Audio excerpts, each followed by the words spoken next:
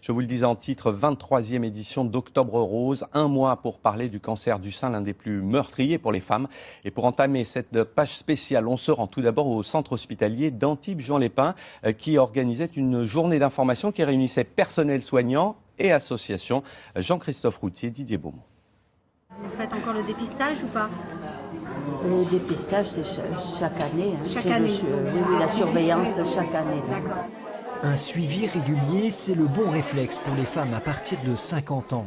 Le dépistage précoce du sein par mammographie permet de guérir près de 99% des cas. Mais le dépistage seul ne suffit pas. Il faut accompagner les femmes atteintes et aller encore plus loin. Il y a des patients qui auront besoin d'être accompagnés à l'extérieur pour se rétablir dans leur vie quotidienne. Donc effectivement un soutien psychologique, mais qui n'est pas obligatoire, c'est entre guillemets à la carte. Concrètement, l'accompagnement, c'est des soins bien-être, des activités sportives comme le yoga, la gymnastique ou l'escrime. Solliciter le physique pour retrouver un équilibre psychologique, c'est le but des associations d'aide aux patientes. Ah, se sentent mieux, c'est évident. En plus, on se retrouve, c'est quand même dans une ambiance amicale, dans une ambiance... et on ne parle pas forcément de notre maladie quand on se retrouve. Et il y a un bien-être et une joie de vivre mais qui sont flagrants. Aujourd'hui en France, une femme sur 8 sera concernée par le cancer du sein. Alors les journées d'information vont se multiplier tout le mois d'octobre. Alors on le disait, le cancer du sein est le premier cancer féminin en termes de fréquence, première cause de décès par cancer. Chiffre facteur de risque dépistage, on fait tout de suite le point avec Bernard Persia.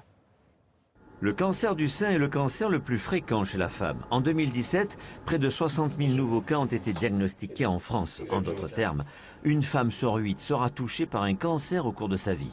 Si cette maladie a été encore responsable de 12 000 décès l'an dernier, en revanche, le taux de mortalité qui y est associé a diminué notamment grâce à un meilleur dépistage. Actuellement, plus de 87% des patientes sont en vie 5 ans après le diagnostic. Mieux encore, détecté à un stade précoce, le cancer du sein peut être guéri dans 99% des cas. À cet égard, il faut savoir que depuis 2004, les femmes âgées de 50 à 74 ans sont invitées à se faire dépister tous les 2 ans sans avance de frais. Quels sont les facteurs de risque? Les principaux sont l'âge, le risque est maximal entre 65 et 74 ans, les prédispositions génétiques ou encore les antécédents familiaux du cancer du sein.